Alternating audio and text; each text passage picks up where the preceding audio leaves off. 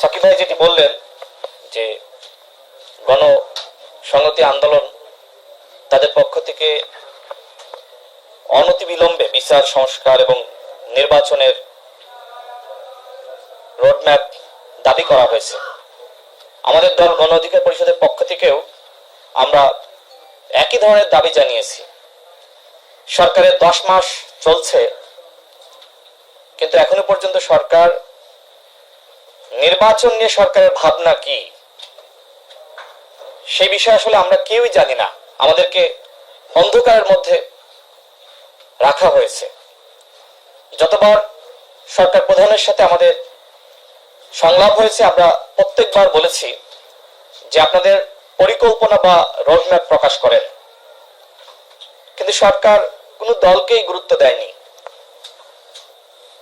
আমার পাশে মঞ্জু ভাই আছেন, তিনি আরেকটি সেমিনারে বক্তব্য রেখেছিলেন যে সরকার প্রধান যদি কোনো বিদেশি নাগরিক আসে তাকে যথেষ্ট পরিমাণ সময় দেন।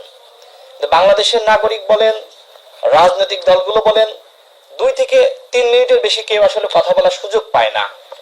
কিন্তু আমরা দেখি যে কোনো বিদেশি সাংবাদিক আসলে ঘন্টার পর ঘন্টা তিনি সাক্ষাৎকার দিচ্ছেন। এমনকি বাংলাদেশের আপনারা যারা সাংবাদিক রয়েছেন তাদের এখনো পর্যন্ত তিনি ফেস করেননি, একটি প্রেস ব্রিফিং তিনি আয়োজন করেননি। অর্থাৎ যে দেশের তিনি শাসন করছেন সে দেশের জনগণকে আসলে তিনি কতটুকু গুরুত্ব দিচ্ছেন সেটি নিয়ে প্রশ্ন থেকে যায়। বিশেষ করে সর্বশেষ যে সংলাপ, এই সংলাপের অর্জন আসলে কতটুকু? প্রত্যেকটা দল দাবি করেছিল অন্তত প্রধান উপদেষ্টার সাথে এই সংলাপের পরে বিচার সংস্কার এবং নির্বাচনের একটি নির্দিষ্ট রোডম্যাপ প্রকাশ করা হবে, কিন্তু সেটি করা হয়নি। বরং আমাদের মাননীয় প্রধান উপদেষ্টা তিনি বিদেশ সফরে গিয়ে তিনি বলেছেন যে বাংলাদেশে শুধুমাত্র একটি রাজনৈতিক দল ডিসেম্বরের মধ্যে ইলেকশন চাই। এখন কথা হলো যে কেন আসলে ডিসেম্বরের মধ্যে ইলেকশন চাওয়ার প্রসঙ্গ আসলো? সরকারের তরফ থেকে বলা হয়েছে যে নির্বাচন হয় ডিসেম্বরে বা জুনে করা হবে, 26 জুনে। যে কারণে দলগুলো মনে করেছে যে ডিসেম্বরের মধ্যে ইলেকশন হলেই বেটার। এই যে এখনকার যে আবহাওয়া আমরা সকলেই দেখছি, বৃষ্টি বাদলা, জানুয়ারির পর থেকে যে ধরনের গরম, জুনে তো কালবৈশাখী ঝড় হবে, সেই বাস্তবতায় দলগুলো মনে করছে যে ডিসেম্বরের মধ্যে ইলেকশন হলে ভালো। এখন ডিসেম্বরের মধ্যে যদি সরকার ইলেকশন না করতে পারে, সেটিও তো আলোচনার ভিত্তিতে একটি সমাধানে পৌঁছাতে হবে।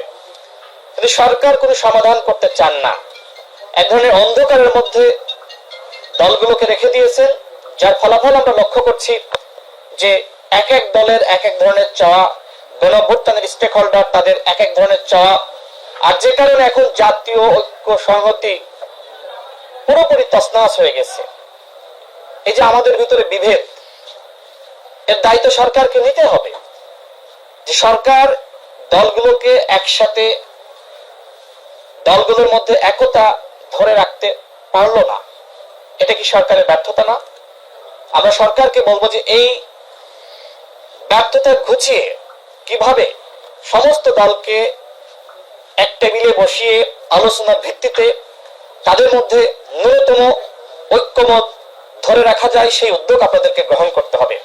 আমি বক্তব্য সংক্ষেপ করব, তার আগে যেটি বলতে চাই যে প্রধান উপদেষ্টা যে বললেন যে একটি দল ডিসেম্বরে ইলেকশন চাই, এর পরবর্তীতে গণমাধ্যমের সংবাদ আপনারা দেখেছেন, যুগান্তরে সংবাদ প্রকাশিত হয়েছে যে ডিসেম্বরের মধ্যে 52টি রাজনৈতিক দল ইলেকশন চাই।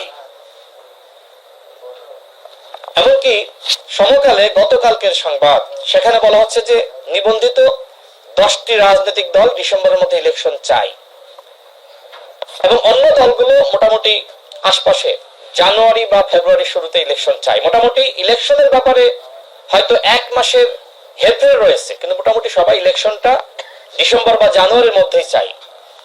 তো সরকার এই বিষয়ে আসলে স্পষ্ট করছে না।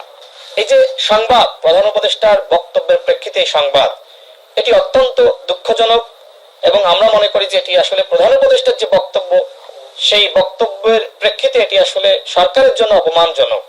সুতরাং যারা উপদেষ্টা রয়েছেন তাদের উচিত প্রধান উপদেষ্টাকে সঠিক মেসেজটা দেওয়া যে জনগণ কি চায়, দলগুলো কি চায়।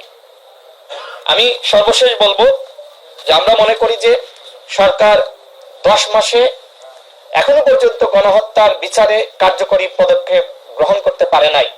শুধুমাত্র একটি ট্রাইব্যুনালের মাধ্যমে 9 মাস বিচার কার্যক্রম পরিচালিত হয়েছে, এরপরে আরেকটি গঠন করেছে, কিন্তু এখনো পর্যন্ত ফাংশনাল না। বিচার নিয়ে এই ধরনের গড়িমসি এটি জনগণ কোনোভাবেই মানতে পারে না। আমরা শুরু থেকেই বলে আসছিলাম যে 10টি বা 5টি ট্রাইব্যুনাল গঠন করেন। দেখেন, শেখ পরিবারের একজনকেও সরকার ধরতে পারে নাই, একজনকেও না। তাহলে গণহত্যার বিচারটা কিভাবে করবে? হাসিনা আসে আদৌ তাকে বাংলাদেশে ফিরিয়ে আনতে পারবে কিনা? সরকারের পক্ষ থেকে বলা হচ্ছে যে আসামি উপস্থিত থাকুক বা না থাকুক, গণহত্যার বিচারের রায় দিয়ে দিবে। এখন সরকারের কাছে যদি মনে হয় যে বিচার মানেই রায় দিয়ে দেওয়া, তাহলে তো আসলে হবে না। আমরা সরকারকে বলবো হাসিনাকে ফিরিয়ে আনার রোডম্যাপ প্রকাশ করেন, প্রয়োজনে আন্তর্জাতিক লবিং তদবির বাড়ান। হাসিনাকে যদি ফিরিয়ে এনে তার সর্বোচ্চ শাস্তি নিশ্চিত না করা যায়, তাহলে গণহত্যার বিচার নিয়ে প্রহসন করা হবে। একই সাথে উবায়দুল কাদের সহ যারা পালিয়ে গেছে এদেরকেও ফিরিয়ে আনার ব্যবস্থা করতে হবে। আমাদের স্বরাষ্ট্র উপদেষ্টা তিনি বলেছিলেন যে এই যে রাষ্ট্রপতি আব্দুল হামিদ পালিয়ে গেল, যদি তিনি যথাযথ তদন্ত এবং যারা এর সাথে জড়িত তাদের বিচারের মুখোমুখি না করতে পারেন, তিনি পদত্যাগ করবেন।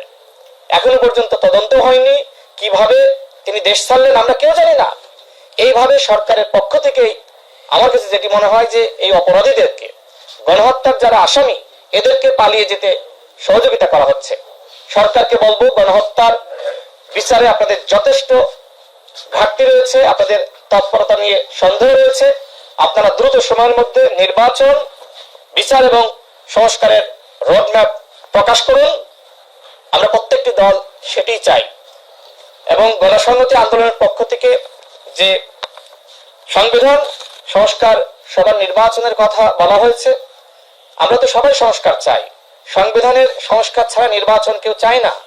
সংবিধান যেভাবে হাসিনা বিতর্কিত করেছিল, সুতরাং গণসংহতি আন্দোলন যে প্রস্তাবনা রেখেছে সেটি অবশ্যই যৌক্তিক।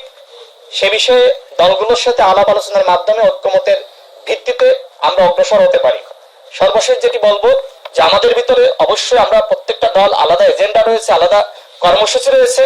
সুতরাং আপনি নতুন দল হন, পুরাতন দল হন বা যে দলই হন না কেন, অবশ্যই আপনাকে ঐক্যমতে আসতে হবে। দলগুলোর মধ্যে ন্যূনতম যে ঐক্যমত, সেটিকে চার্টার আকারে গ্রহণ করে, জাতীয় সনদ আকারে গ্রহণ করে আমাদের সামনের দিকে এগিয়ে যেতে হবে।